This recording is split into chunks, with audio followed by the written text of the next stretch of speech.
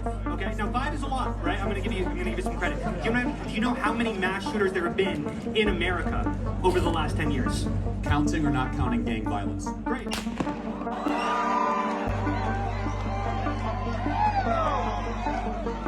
All right, we're gonna get started, everybody. 10 years. Counting or not counting gang violence? Great.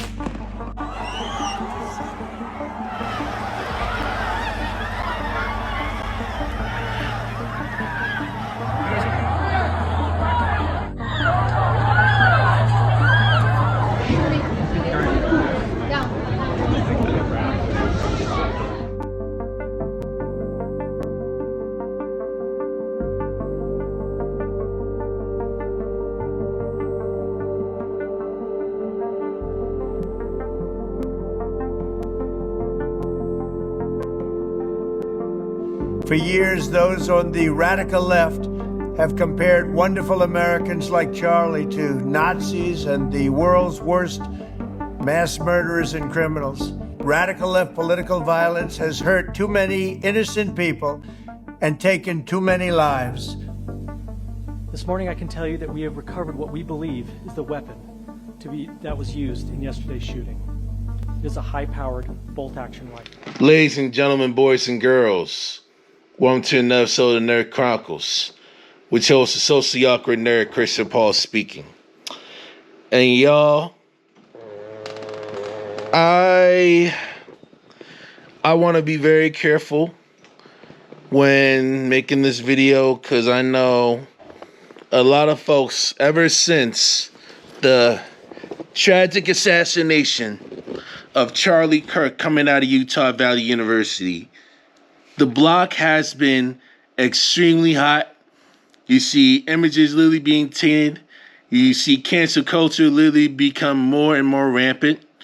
You see a lot of people literally get fired from their jobs or even expelled from school just because either they reacted indifferently in regards to the situation, or they actually made a mockery of his death, or they actually celebrated his death right in the public eye through social media, or right in front of a crowd. South Carolina College has fired 3 employees following outcry over social media posts related to the killing of political activist Charlie Kirk. Experts say Clemson University could face legal scrutiny. Clemson College Republicans, a student group, started a campaign last week calling for the termination of several faculty members who shared posts that appeared to mock Kirk. Kirk, the founder of the conservative organization Turning Point USA, was recently shot and killed in Utah in what authorities have described as an act of political violence. Some South Carolina politicians called for the university to act, threatening to withhold public funding and urging students to demand tuition refunds if no action was taken. The First Amendment protects the right to free speech in the United States, even if it is offensive or hateful. The government, including a public institution like Clemson, cannot take that right away. Jay Bender, a longtime South Carolina attorney, said that firing or disciplining faculty for opinions on public issues could be unconstitutional, unless that speech was what is known as fighting words, speech that incites violence. But Attorney General Alan Wilson supported the removal of the university employees. He said that while free speech is protected, comments that glorify violence or undermine the university's mission are not. Universities have the authority to discipline employees for such conduct, he said. In situations like these, context matters. Law professor Derek Black noted that there are lines that a faculty member could cross to allow such discipline, but it tends to lean in favor of the faculty. However, educators are not to use their speech in a way that creates a hostile environment for students, Black said, whether that be racial harassment, religious harassment, or political harassment. However, courts are concerned about the chilling effects of censorship. Reporters at the state are continuing to follow this. I'm truly convinced that European immigrants have nothing better to do with their life than to just fuck with people. Like, y'all really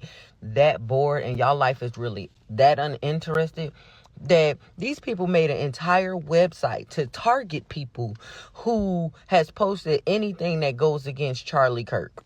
And they made this website, and the website says, hold on.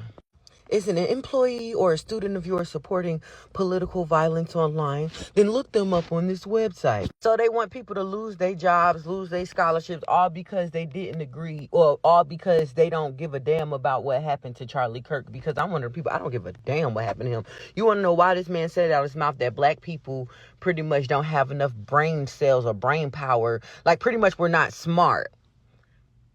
You talked all this junk about gang violence and black people when it was your own people who took you out. And now, instead of them just saying, you know what, it's our fault, we did it, we raised these kids wrong.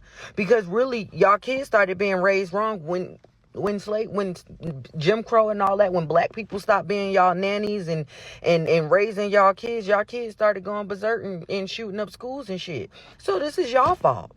This is y'all fault. But instead of saying, you know what, this is our fault, y'all gonna find a way to blame everybody else but yourself.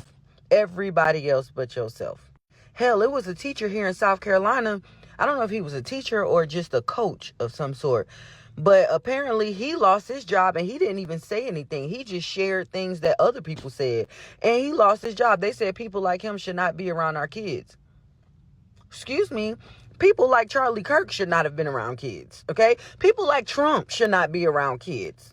And then y'all sitting here judging people for having a difference in opinion, but then in the same breath you say, Charlie Kirk should not have lost his life over his political views. Excuse me, aren't you doing the same thing to the people who don't agree with him? You know what I'm saying? And it is just extremely crazy, literally down to the T. And I can understand for people that actually do take the indifferent route, I completely understand why they would do it.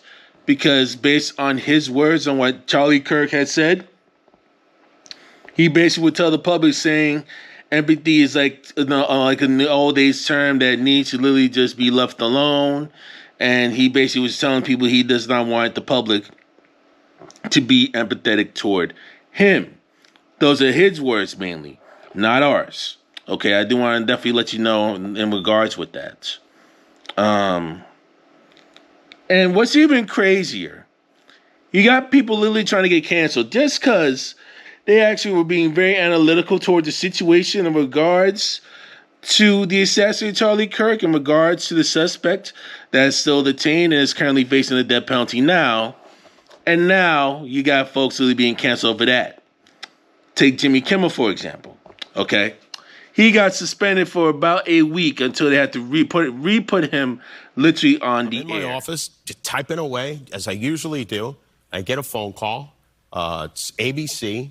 They say they want to talk to me. This is unusual. I have like 5 people who work in my office with me, so the only private place to go is the bathroom.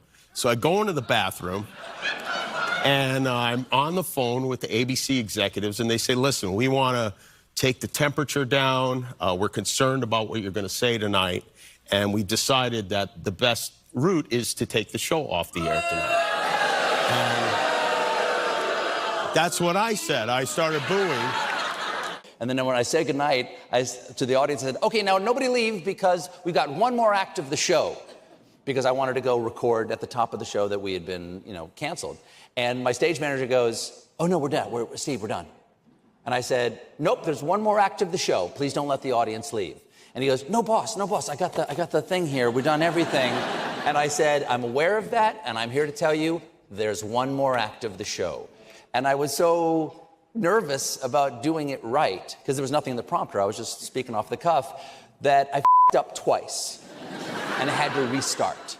Wow. And the audience thought it was a bit. Oh. And they started going, you can do it. Oh. Come on, Steve, you can do it. Because I always messed up on the sentence that told them what was happening. And then I got to the sentence that actually told them what was happening, and they didn't laugh. To good friends, great jobs, and late night TV. Yeah. Due to the fact they got some folks that literally just don't want to hear what they got to say. It is literally insane, mainly to the T. But a lot of people that mainly have reacted that way towards Charlie Kirk, a lot of them, I'm not saying all, but a lot of them aren't being uniform. They're having selective outrage towards who they want to cancel, who want to get, due to the fact that, in their minds, this is their guide, this is their savior. You know what I'm saying? Because they see themselves in him. You know what I mean? They basically have the same mindset as him due to the fact that they actually utilize the same culture as him. You understand what I'm saying? And we are seeing that as basically the world continues to literally implode itself. And as the world literally continues to act the fool, especially in American soil, you see folks literally lose their mind ever since this incident mainly happened. And to try to keep this short in regards with this, my advice, as I've said before, okay, is to leave them alone.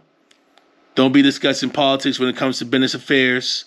Don't even talk about Charlie Kirk or anything that's political when it comes to your business, when it comes to your entity that you're really trying to build for yourself. Because you see like a lot of Charlie Kirk worshippers demanding staff to actually just honor like they barista meal by labeling Charlie Kirk down, literally up in their coffee cups. And, some of the Starbucks staff refuse to do so because in their mind it's against company policy. They want to try and literally keep politics out of their business. Understandably so and rightfully so. You know what I'm saying? Given those natures in regards with that, I get you want to try and be neutral. And yes, you're definitely, when your right to protest is definitely there. But when you have some of the names that's coming by, you coming up in a private entity, that's not government owned. You know what I mean? They literally have no mercy at this point. You know what I mean? You at the mercy of them at that point. You know what I mean? Especially when you're dealing with private companies. Now, if you're doing like some solid protesting, just definitely mind your business up in like some private entity that's definitely going down. Also, yes, there's definitely some risk involved, but I also understand why that's definitely being done as well. So, I don't want to try and come out and give like shallow advice to those because I understand the complexities of those situations. I can't fully understand what each and every single individual is going through given their individual circumstances. I can't really fully say much in regards with that. All I could definitely say in this case is know your environment.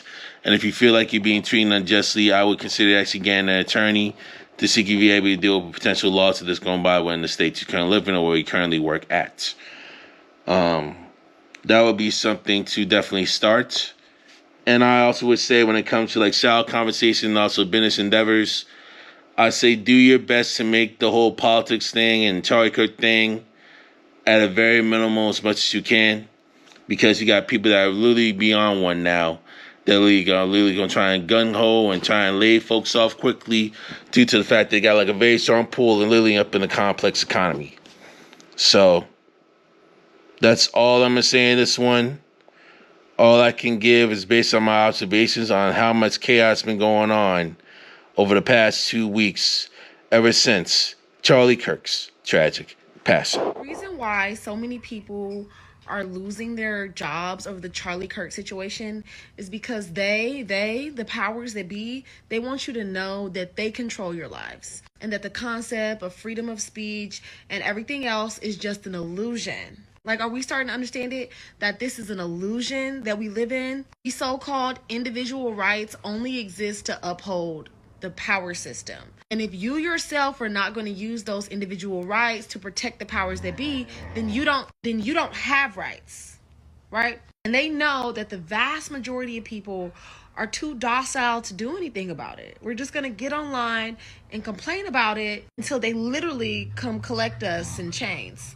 For white people, they're letting you know that you've squandered your privilege, right? And if you as a white person aren't willing to uphold the system of racism and inequality, then we're going to take back your white privilege. The only privilege here is racism, right? If you can't uphold racism, then there is no privilege. You don't get to be a free-thinking, free person just for the sake of being that, talking against the powers that be. No, you only get to speak to uphold the power system. Why do you think they wanted to take away TikTok? Because the vast majority of us aren't using it to uphold the system of capitalism, of patriarchy, of white supremacy. There is no such thing as any fucking right that America has drummed the fuck up. Only the system of power. But this message won't hit the right people anyways, right? Vast majority of people are too docile to care or do anything, and they're just gonna pray to Jesus in hopes that he fix it.